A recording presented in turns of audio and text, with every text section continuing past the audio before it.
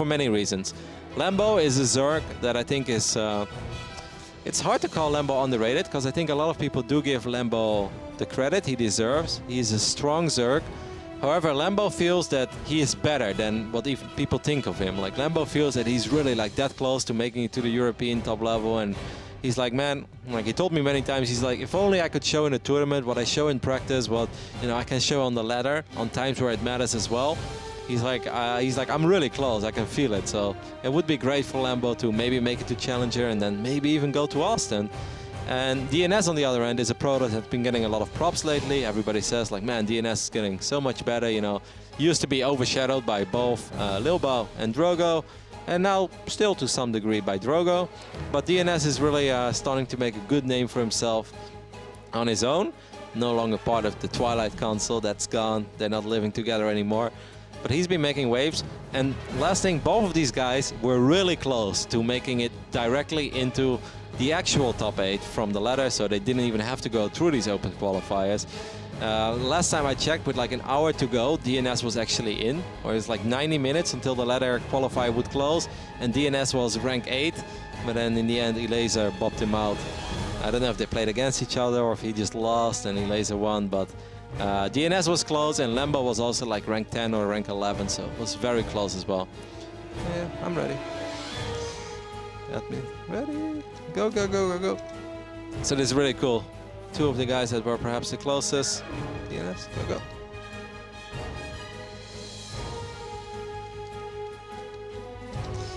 All right, both are here.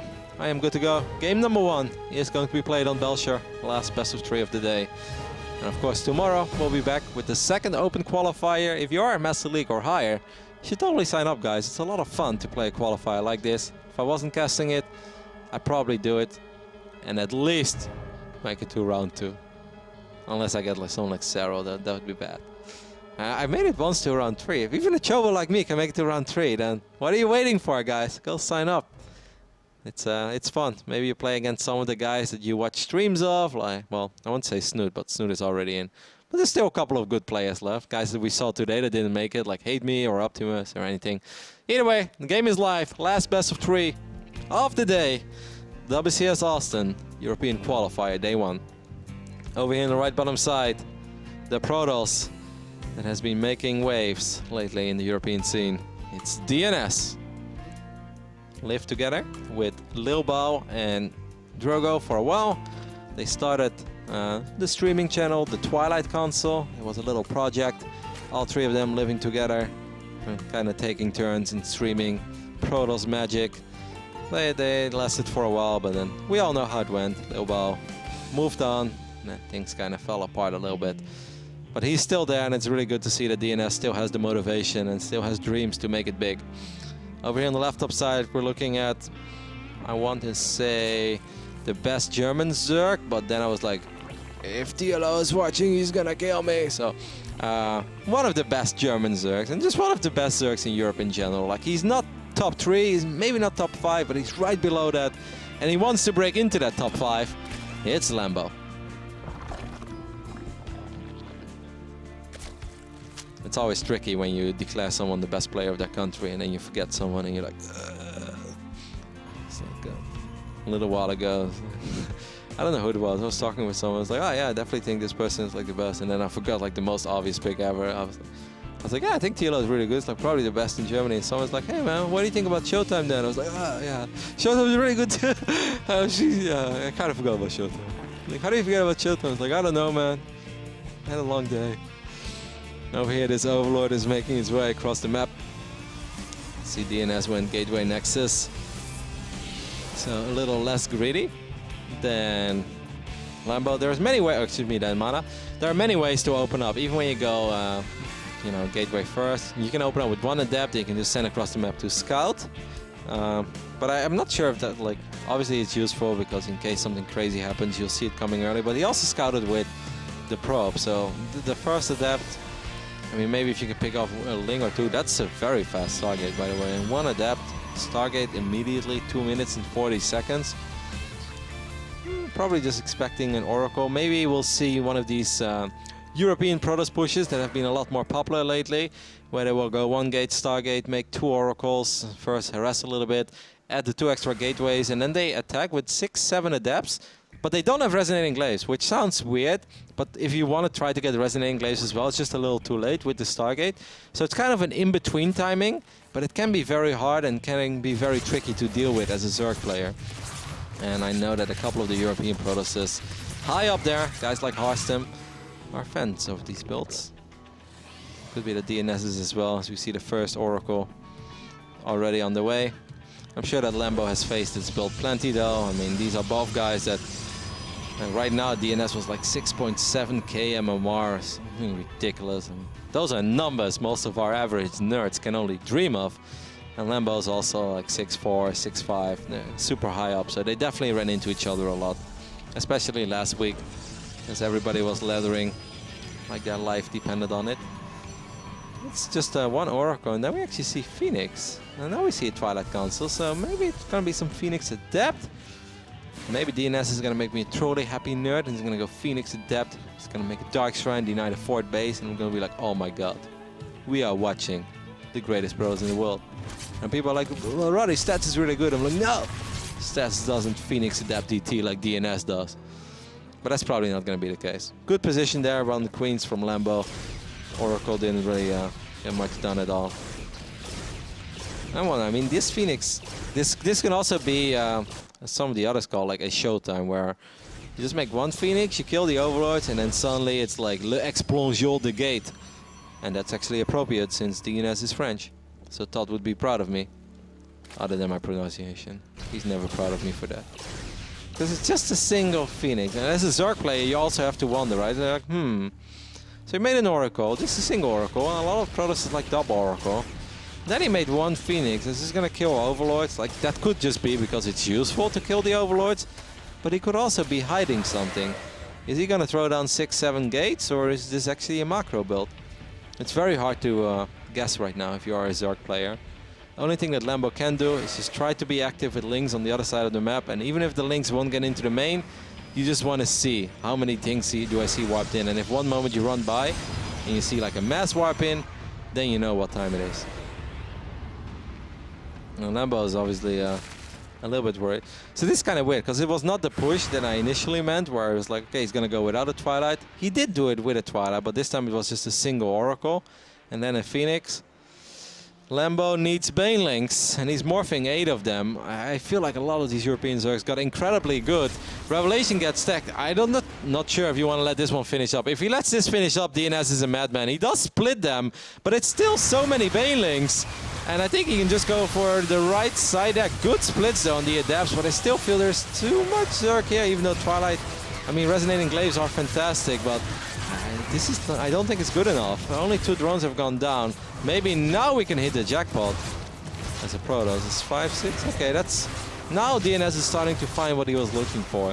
2 drones is absolutely unacceptable when you make this many. Oh, the Oracle as well. Look at that. I love it. The drones, excuse me, the Adepts push the drones out of position, and the Oracle showing up. DNS is playing Protoss basketball. Alley-oop, slam dunk. Unfortunately, he only got a couple. I don't know, guys. I don't know. In my eyes, and from my experience, but I don't have all the experience in the world on this level. Actually, none. They're better. Way better. I'm not sure if it was good enough. The only thing that I do like for DNS is that the 4th base is a little late. But I think in general, when you make that many Adepts, I mean, he got 11 drones. I'd say it was about even. Maybe it was even worth it. I think it's worth it considering the fact that the 4th base is not up yet. If the 4th base was up and running, then it would be hard. But now with 8, oh my god, 8 extra gateways and that first Warp Prism already making his way across the map, maybe the next Protoss attack is actually going to be very hard for Lambo to deal with, who's currently supply blocked as well. 2 fake Phoenixes. Side Storm is on the way. A couple of Adepts being wiped in here from the Warp Prism. We got 6 more drones, and now things are starting to add up. That was a funny shade. It's like, ha! Playing hide and seek in plain sight.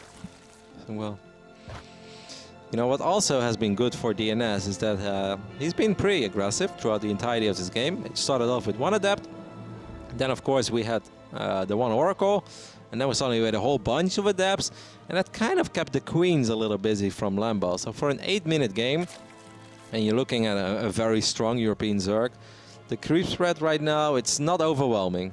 Obviously he's working on it, and I'm sure that you know, 2-3 minutes from now on, it's probably going to look a lot more covered. It's going to be a lot more purple, but by then I think that DnS is probably going to get ready to party, as he's morphing in Archons, and Storm is about to finish up. And this is going to be hard, I think, for Lambo, especially if he doesn't have everything covered in creep. Engaging an army like that off creep, you need a surround, you need to go full 360. Banelings need to roll in from almost every angle. And even if DnS doesn't decide to attack, things are also alright for him, because then the Immortal count will just go higher and higher. Archons will go higher.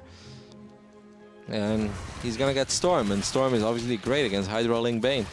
The more the merrier, you know, like 2-3 Storms, yeah, that's nice, but if you're looking at 5-6 High Templars, these Banes are morphing in a very weird spot. That's not gonna work at all. Guardian Shield being popped. Does he have...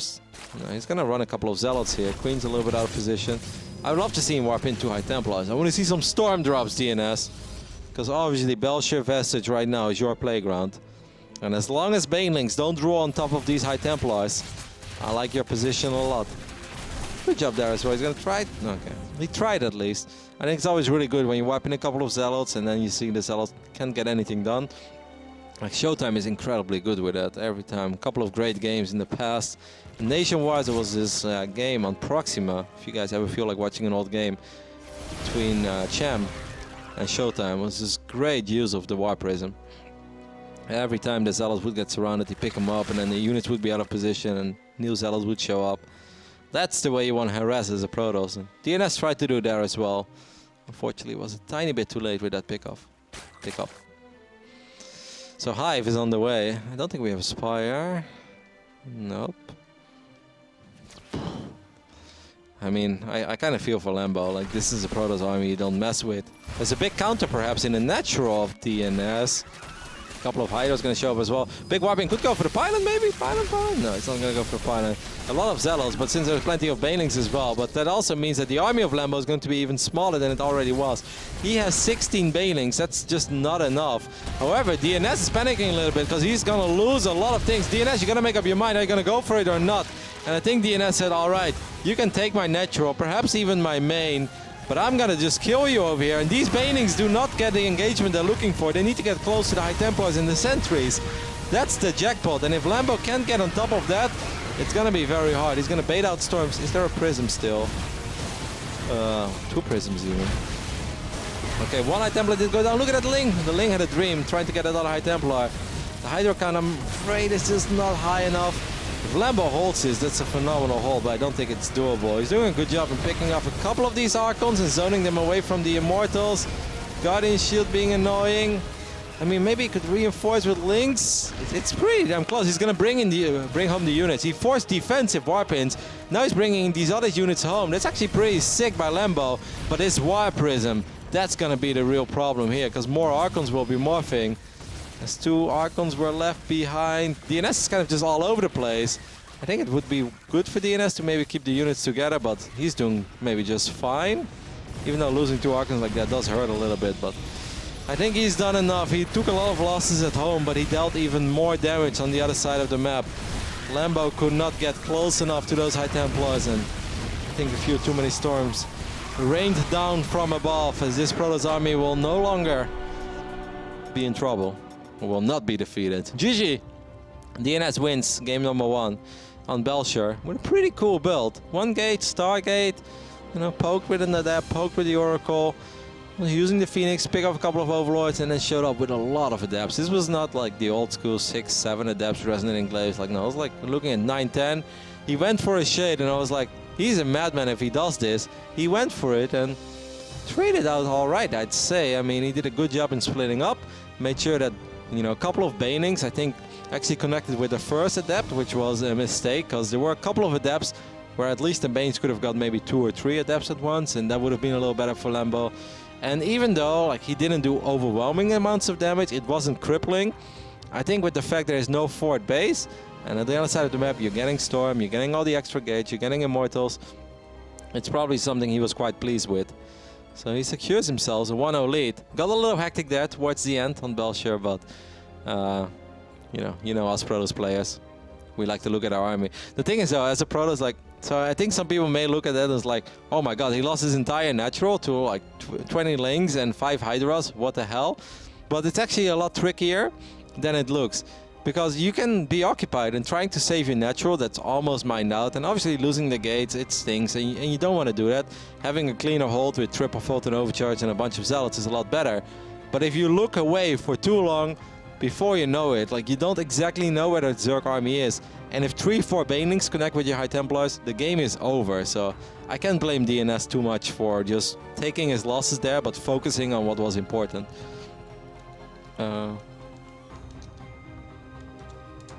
Alright, both players just said good luck and fun, so they should be here. And I'm gonna start the game. Once again, it's going to be played on Abyssal. I wonder if that's a set order, or does everybody know? There's map veto, so everybody loves Abyssal. What I said earlier today couldn't be more true. It's the new Frost, it's the new King Sejong Station, it's the new Overgrowth.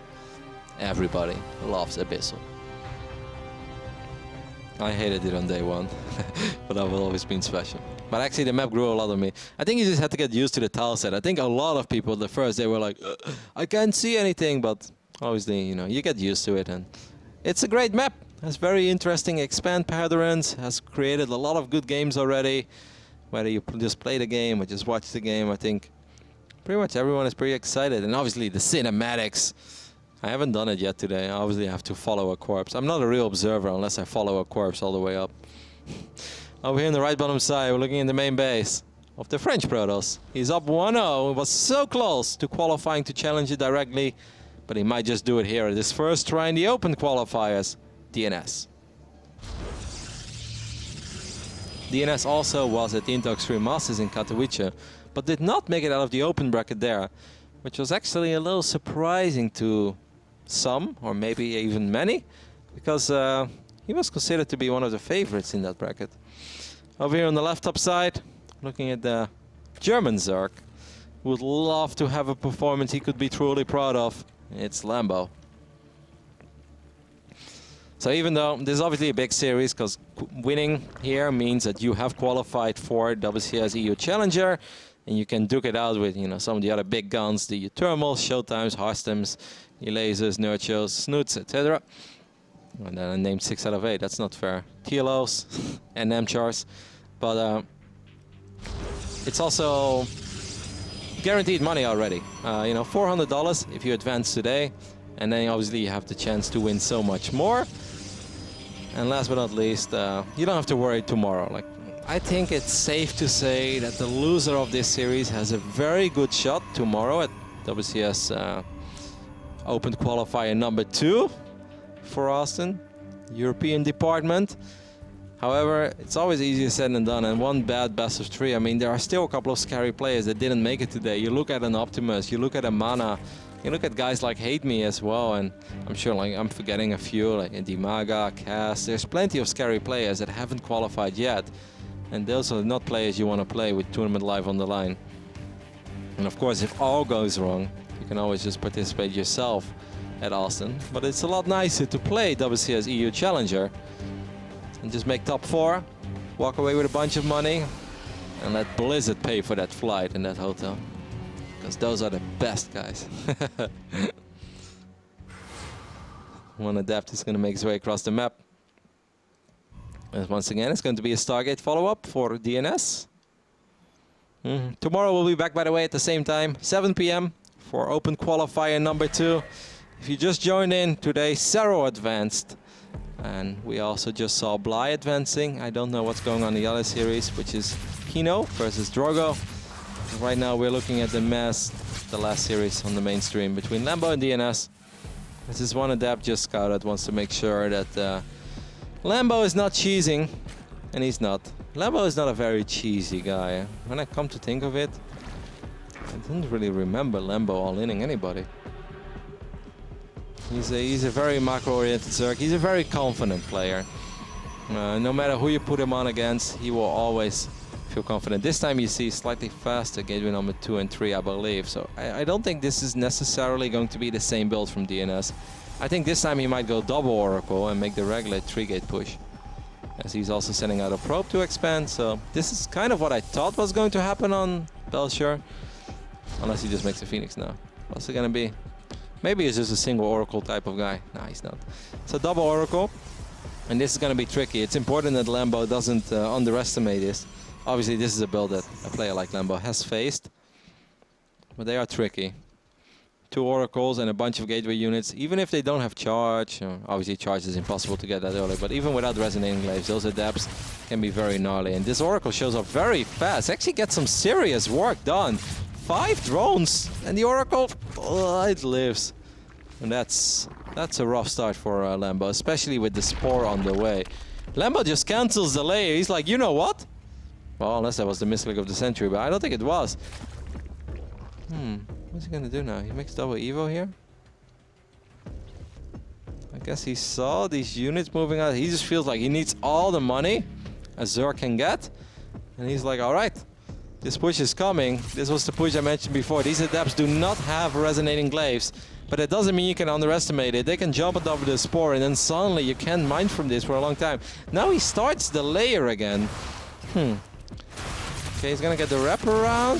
Transfuse perhaps on that Spore. Good job there, keeping that Spore alive. That's gonna keep the mineral line safe, because now the Oracles can't show up. Queen's in a good position. Good hold by Lambo. Gets 4 out of 5 adepts. Not sure where the last adept is. It's over here. Does get 1 drone, probably 2. Yep.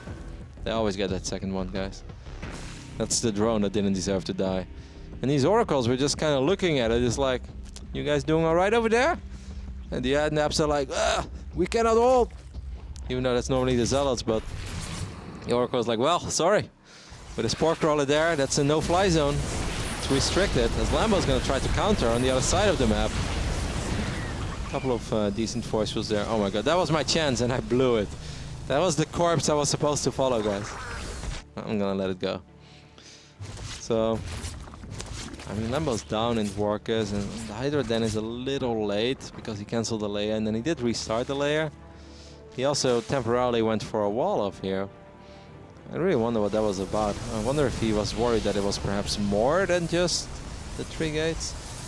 Middle lane a tiny bit exposed. Gotta be careful, the links could get trapped. 1 photon overcharge in the force field. Lambo does get a forward base this time. I feel like a little bit faster. Wow, fast lurker then. Cool. Okay, Lambo, it seems like he does not believe. Oracle again took a lot of damage. Both Oracles took a lot of damage. Lambo's on 55 drones, so that's not ideal. I'm sure he would love to be at like 68. Something like that, especially with his forward base finishing up. He's getting a few more. He does have spores everywhere, which is kind of nice. Lurkers are cool. Like, lurkers are really good. But if the Immortal count gets high enough, if there is enough Archons, and if the Zealots don't all run via the same side but come from multiple angles, it's actually totally doable to fight Lurkers with Immortal, Archon, Zealot, and Storm. For the longest time, we were all kind of under the agreement that, you know, the best way to do this is just make disruptors, guys. Ooh, War Prism takes damage. Ah, he missed focus fired. He shot, like you could see it, the Adept took 60, 70 damage. If he would have gone for the Prism there instead of the Adept, I think he takes that Prism out. And that would be very nice, because A, then he doesn't have to worry about it anymore. And B, then DnS has to choose, as a Protoss player, do I want the next Immortal, or do I want the Prism? And if he remakes the Prism, that means the Immortal count is lower, which means that Lurkers could potentially be more successful. So, even though some people may look at it like, oh, Prism, it's only 200 minerals, it's not that big of a deal. It's a pretty big deal. Especially in this phase in the game, especially going up against Lurkers. Hydra count is really low right now, 10. I don't think that Lurker then has ever been spotted. It's actually kind of amazing. If you think about it, with a War Prism, Adepts, and 2 Oracles, it has never been spotted. DnS gonna take his fort here. It's not super late, but it's a tiny bit late. Look at these Hydras. The trap. It's important that when Lambo makes his push, he actually does have enough additional Hydras. I think just Lurker or Ling, I think you're gonna have a hard time. I'd love to see at least, You know, he doesn't have any Hydras at all. He's just gonna make Ling Hydra. He's just gonna make Ling Lurker Bane. The triple L build. You guys know about triple X. Lambo's all about that triple L.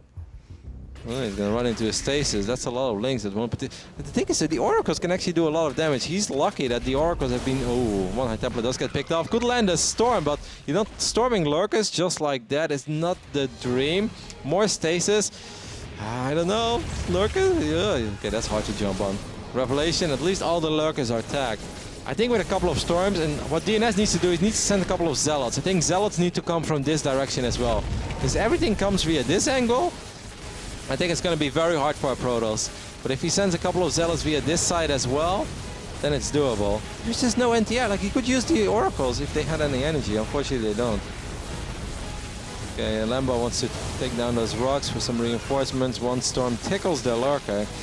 A very key moment now. Can DnS hold, potentially clean up this army and secure himself $400 and qualify for Challenger?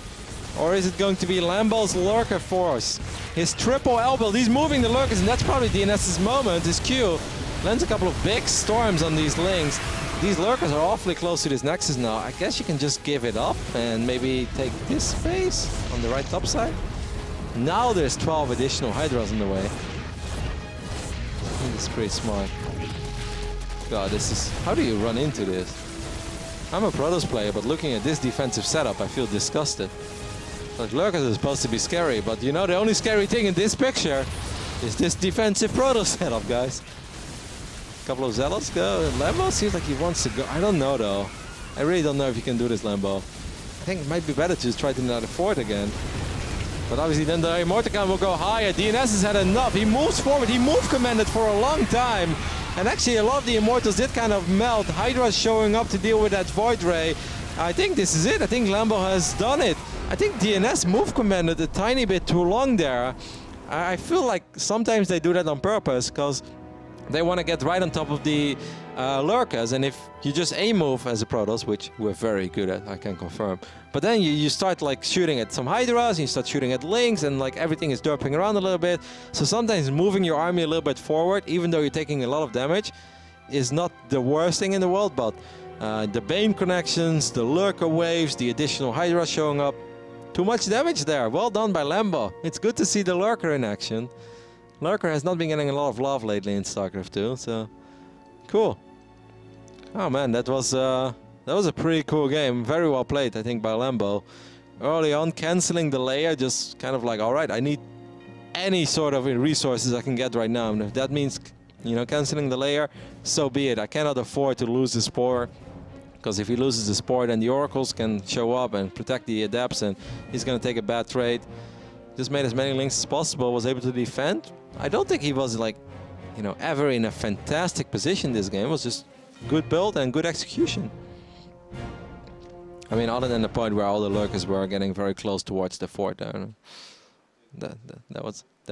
That was pretty good. Got another update from my awesome producer. And good news for all our Protoss brethren out there. Petit Drogo has advanced. He was able to defeat Hino. And I am not 100% sure if he was playing from Korea, but if he is, I think it's very impressive that Drogo qualified for WCS EU Challenger from Korea. That is, I mean, he did have a pretty good bracket because he was highly seeded, but still, that's very impressive. Okay, ready. When you are, go, confirm. Lambo, DnS, they're both ready. Which means I am ready for the last game of the day here on the stream. WCS Austin European Qualifier Day 1. Open Qualifier, that is. It was a fun day, I think. It's been a long time since I had solo casted. Tomorrow I'll be joined again by Todd. It's going to be awesome. I'm very excited. Can't wait to see who makes it out. And let's see if we can get some Terrans and Protosses out there. I mean, we did get just Drogo, but so far, WCS Austin EU has been dominated by Zergs. No other way to put it. 5 through the ladder qualifier, 2 already today.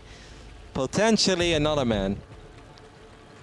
Man, 1, both. If this man can get it done over here in the left bottom side of Newkirk, it's our German Zerg, Lambo. pro gamer, but also a streamer. Streams quite a bit, and I recommend check out his stream too. He does both. He streams in English sometimes, streams in German sometimes. I think even every now and then there is a diehard try stream where he doesn't talk much, but Lambo's a very fun guy. He's a very chill dude. If you're looking for a chill, incredibly high level Zerg stream, good place to go. Over here in the right bottom side, looking in the main base of our French Protoss. One French Protoss already advanced today. Will he be the second? It's DnS. DnS once again opting for that gateway into scout into Nexus, and he will scout on the other side of the map. There was a hatch, and there's a spawning cooldown now as well with the extractor, so nothing too crazy. Things are the way they are supposed to be, if you like a solid macro game, that is.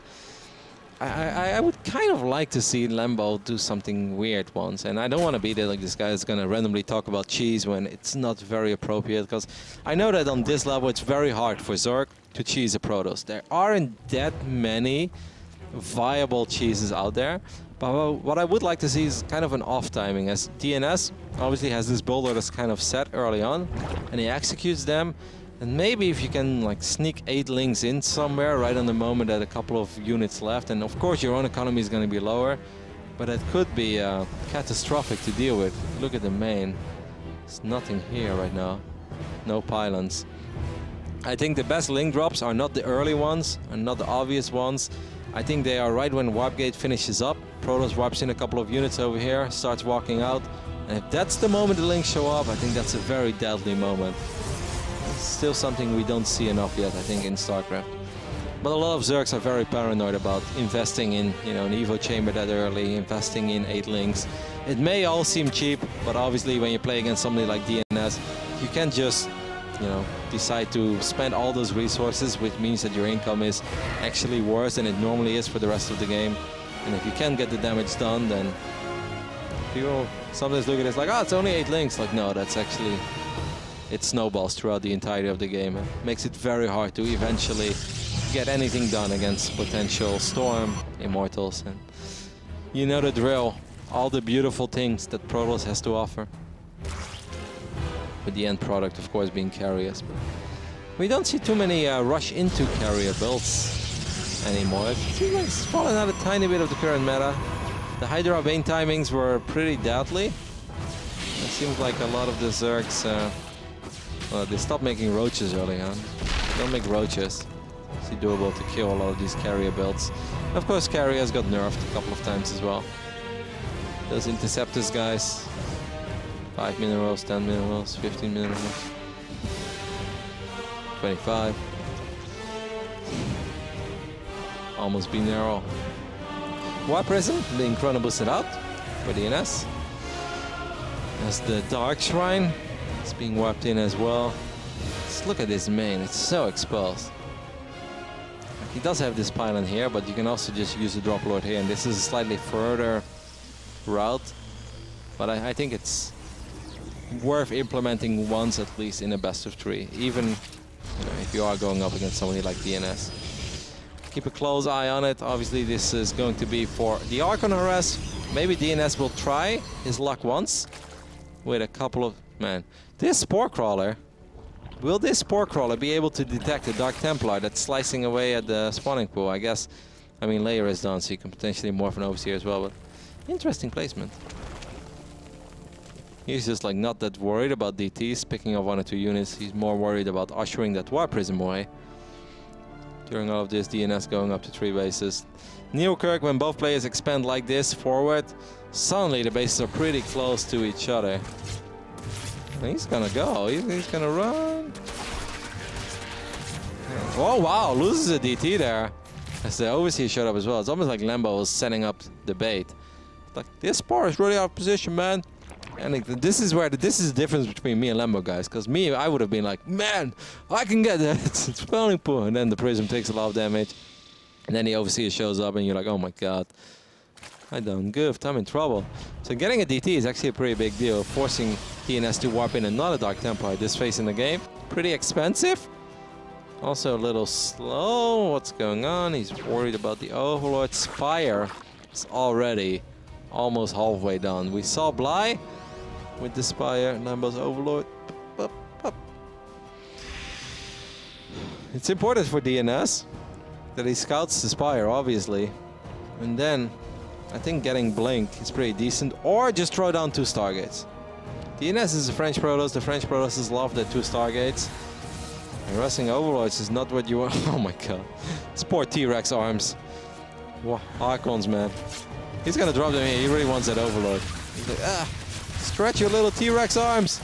Nope, no can do. The T-Rexes of the 21st century.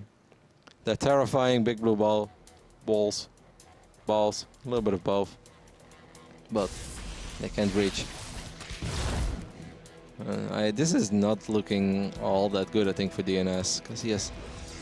I wouldn't say... Okay, well, if he's just Sonic, he moves out.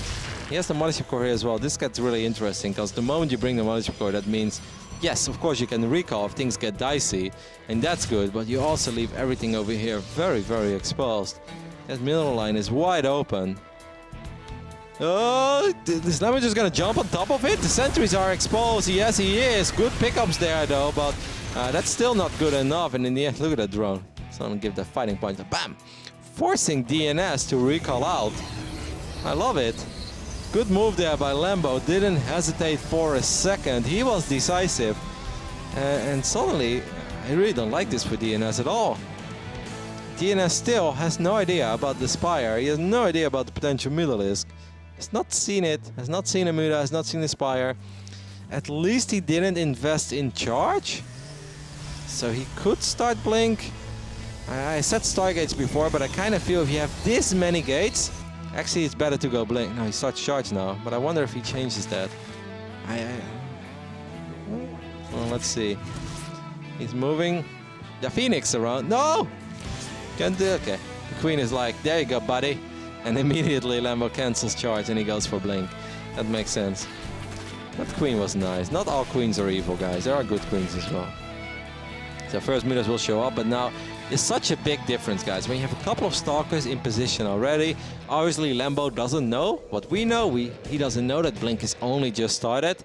And having your first Stalkers there, or being forced to pull all the probes away, lose 7-8 probes, and then warp in Stalkers and then go back, makes all the difference in the world. So that little Phoenix right there deserves a Medal of Honor. Now, however, Lambo didn't go too crazy on the Mutas. It was only 3 Mutas, and he is actually going to go quite crazy on all the Ravages, all the Lings, and he's morphing 17 additional Banelings. I'm not sure if DnS is ready for this or if he's expecting it, but Photon Overcharge is a very good skill to have. 3, however, might be slight overkill. Stalkers, it's interesting. Stalkers can be decent. Zealots, I think, in general, are preferred here. But, you know, Stalkers can be decent against Banelings. Lambo kind of wants to take the fort. He gets the fort. A couple of probes have been picked off. It's a good setup. But now there's only 1 overcharge. I think the triple Photon Overcharge was slight overkill. The Ravage is going to go for it. Without Storm, this is pretty damn difficult to defend. Especially without charges. Well, the Immortals are just not fighting at all. And decent split by Lambo, excuse me, by DnS. As all of his units were finally lined up. It's a lot of Archons, it's a lot of Immortals, but is there enough Protoss? Can they survive this onslaught of Corrosive Balls and Banelings moving forward? Mothership Core goes down, but I like DnS's positioning. And look at these Stalkers, look at them go. You know, they said, you wanted Zealous? Look at us, we are way better. Blinking forward, getting a couple of these Ravages, another blink forward. And DnS with the clutch hold. Very well done. That was not an easy hold at all. Wow, impressive. Has to be a little bit careful. Without an observer, without a prism, I wouldn't, you know, overstay my welcome. He did lose the fort though. So yes, it was a hold, but what now? That's the question that we all ask ourselves. He has no Storm. He does a +2, but he has no Storm. If history books are anything to learn from, that is that basic Protoss math is French Protoss with +2 Blink Stalkers equals win. At least in Heart of the Swarm. Legacy of the Void, however, might be a slightly different ballgame. We saw Lil Bao and Drogo both having incredible amounts of success in the PvZ matchup. when it was all about the sentries and blink stalkers. These days there is actually an answer to that. Lurkers being one of them, Ravagers being one of them, and just overall the way that the economies work in the game that changed the build a little bit as well. So you need something else. You can't just win with blink stalkers and sentry, but this is not a blink stalker sentry army at all. We've got 4 Immortals in the mix, 5 Archons. Is there an observer? Yeah, there is. Script Humans are dying. Lambo is running a couple of links towards that fort base. He's distracting DnS. I'd like to show it, guys, but maybe these main armies are about to clash. I don't think Lambo can go for it there. So let's take a look. Oh, those were links, but there was a cannon there as well, a safety cannon. Bailing's rolling forward. Pretty decent job there. I like the creep threat a lot more this game from Lambo than I did on Belshire. And that makes it so much scarier for DnS to move out. A map like Newkirk is definitely a map where you can get swarmed in the middle. He knows it as well, and if you don't have an Oracle, it becomes a little more tricky. He doesn't have an Oracle, so he's like, War Prism, you're the eyes in the sky this game. Up, up, up. And it will live. There's an observer on the south side, so that gives DnS some extra info. I mean, DnS needs to do something, because there is a great Aspire on the way, and obviously that's something that I'm sure that he's worried about in the back of his mind. He hasn't scouted it in a while, but what he does know is that there was Aspire, because he did see a couple of Mutalisks. Is this the fight that Lambo wants to go for? Lambo's coming in from all directions, but there is a pretty decent split here on this Protoss army, and that was actually not good enough at all for Lambo. The army on the north side just kind of died immediately. These Ravagers need to stay away from these Archons and these Immortals. They do too much damage. Against the Stalkers, they can trade, so they can turn around right now, get a couple of shots off, and land a couple of those corrosive balls, and that's exactly what happened. In the end, that was pretty even. I like the way that Lambo handled that. He went for the sick, awesome engagement, but the moment he realized, like, okay, this Protoss is way too well split, I can't do this, he backed off rather than, you know, overstaying his welcome and ending up losing more than he was supposed to. And even though he has a great Aspire, he said, I don't want to roll that dice, I don't want to see... Oh my god, he can get surrounded now. Now these corrosive balls can rain down, perhaps on top of these Immortals. This is a fantastic fight, I think, for Lambo. Even though these Protoss units do have +2, that's a lot of Zerg, and there's still more Zerg coming in from the north side as well. Archon's dying, the Immortals are dying. That one, there's no room in the prison for that Immortal. And that was a pretty expensive Protoss army for DnS to lose. And Lambo doesn't need to win the game. He's going to warp in a couple of DTs. There's no... I won't say no Overseer. No, there is no Overseer. Oh my god, these Dark Templars swiping away. Somewhere out there, Fear Dragon is sitting watching these games and he's like, I wish he had Blink. So do I, Fear Dragon. So do I. Because if these DTs had Blink in the middle, you'll get at least 3 extra hits off. What? No. 13 kills. He's got DTs everywhere. He killed 26 drones. That's actually... Oh my god. Did that Dark Templar just save the game? 26 drones just went down. And Lambo actually lost quite a bit against those DTs. And even though he completely wiped the floor with that initial Protoss army, this is a very big fight. DnS can actually do this. What a close, sick game. My last game of the day is arguably the best one here. As Lambo's gonna go for it one more time, but Archons in Photon Overcharge, and there is no Overseer. I was about to say, it's like, where's your Overseer, mate? There is a 5th base going up. Oh, these Archons are in kind of a tricky position, and these corrosive balls do get the connections they were looking for. The last Archon falls, and this could very well be it. Where's the Protoss supply? I mean, DnS mostly has work, because he just doesn't have that much army left anymore. This game got awfully close, and I really think that DnS was perhaps even in a position to close it out there in the end, to maybe win it. These Zealots gonna still try to turn it around. Oh my god. Maybe he can still do it. He's still harassing with Zealots on the other side of the map. Now there is an Immortal as well. These Ravages for Lambo, that's almost all he got. He's gonna use Contaminate. He's like, no more Immortals. You know, I almost feel that maybe Lambo should just kill the probes and then kill this. Well, you can't kill that. It's too many cannons. You can kill the 5th. DnS holds again, I think. Like, it really looks super over now. It's like, he's got 12 army supply. He's got nothing but... Then he got a couple of units. He warped in. He got an Immortal. And I think this Nexus may die, but... So many probes went down on the other side. Excuse me, drones on the other side of the map as well. And now the Great Aspire even gets sniped. which normally is an incredibly big deal. But if you look at Lambo's bank, Lambo had no money for Broodlord, so as much as I would like to scream on top of my lungs, the greatest buyer, guys, he had no money. It's okay. 52 army supply against 42. Of course, eventually Broodlords would have been still an option if he was able to just mine for like a minute or two. But in games like this, where there is +3 on the way, army supplies are this small. Like, Broodlords are fantastic units, but if you are broke as a joke and you barely have any income and you don't have a lot of supporting units on the ground, like investing your last 300, 400 minerals into your last 2 Broodlords, that's not really the dream, because the Stalker count is going to be high, you know there's going to be Archons.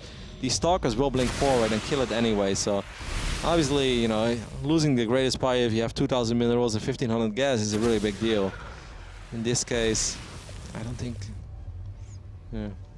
I mean, it will make DNS's job a lot easier, because obviously after he killed that Spire, he's like, cool, I don't even have to worry about Broodlords. Now all I have to do is crush his army on the ground. God, what a game. I actually think DNS is going to do it, guys. I thought DNS was dead twice. I kid you not. I thought he was dead over here when he lost almost everything. And then in the end, when I was like, he might be able to hold, he lost 5 Archons. I was like, oh, okay, you know, he's just nothing left. He had 80 supply, but 66 of it was in workers. But this French man, he is the French cockroach. We already know our Korean La Cucaracha, but apparently there's a French one as well, as he's gonna move on top of these Ravagers, and a couple of these Ravagers just exploded like it's nothing. Archons with +3, Zealots with +3. I don't know, I don't think this army of Lambo can do it. What a sick game and what a heartbreaking defeat. But I almost see no way, unless Lambo pulls off a miracle. Uncreep. I mean, if the Zealots clump up and the Banelings get sick connections, then it's always possible. The Banelings need to get the sickest connections, but obviously DNS is aware of this. Where are the Banelings? There's only 4 Banelings, that's not enough. We need at least 10 Banes here. Good micro though by Lambo. Lambo's doing a sick job in picking off Zealots, dancing back and forth. What an amazing game between these two awesome European players. The winner will advance to WCS Austin EU Challenger. The loser will have to try again tomorrow in open qualifier number 2. This could very well be it. Both players quite broke.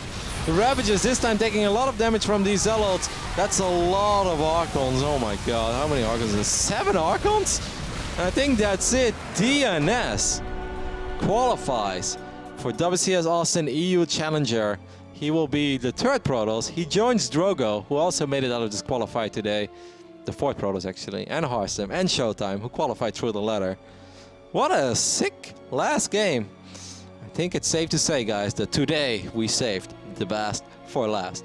It's the biggest cliche of them all, but that was awesome. Very, very fun series between these two. Obviously, very evenly matched players. I told the story before the series, if you guys just joined. Both these guys were close to breaking into the top 8 of the ladder qualifier. DNS was even in the top 8, like within the last hour, last 2 hours, just lost a couple points. Elaser took his spot, and Lambo was like right below that, ranked 11, 12, so he was also in contention. And to see these guys here in the final round of the first open qualifier is not a big surprise, and to see them this evenly matched, well, that was just awesome. I guess that's gonna be it for us today. We can take a look at some we can take a look at the bracket perhaps one more time. If you guys just joined us and you're wondering, what did I miss today? What was this qualified? Today we qualified 4 players. We already had 8 players through the ladder.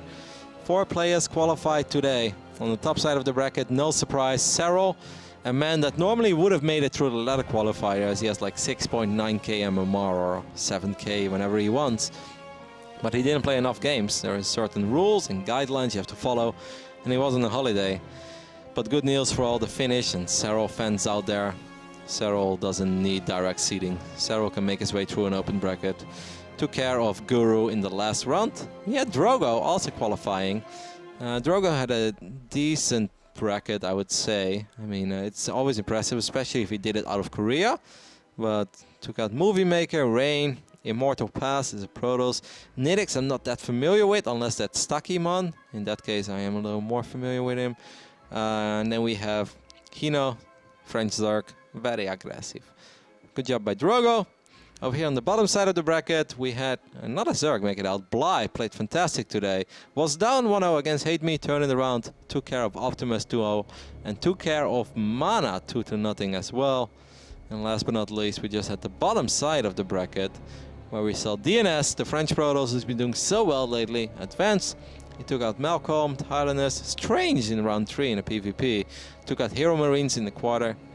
Hero Marine, it was just one guy, guys. Hero Marine didn't clone himself, I'm lying. And last but not least, he defeated Lambo. The French defeating the Germans. If only Todd was here today, guys. He would have been so proud. I think he wouldn't know what to say. That's how touchy he would be. But I've got great news for all of you guys. Tomorrow, Todd will be here. So no longer solo cast by me. This was my first solo cast in like 5 or 6 years, but it was pretty fun. We had good games. Thanks for all the tweets. Thank you guys for tuning in today. We'll be back tomorrow, 7 p.m. Central European Time, live here from the ESL studios in Cologne, Germany. Hopefully see you then, and have a good evening.